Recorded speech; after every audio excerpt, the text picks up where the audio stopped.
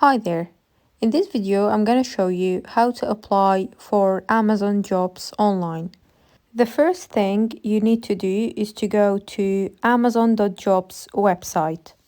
Once you do, you will find a page where it says find jobs and you can type in the job that you prefer and the location as well. So type in the job title and then it's going to show you all the jobs that you can apply for. So you can choose from here the one that is suitable for you. Here you can read the description of that job.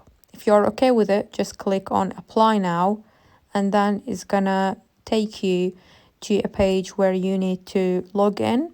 If you already have an Amazon account, you can log in. If you don't, you can sign up and that's it. So as you can see, I'm now trying to log into my account. Once you are logged in, it's going to ask you to click on apply in the language that is available.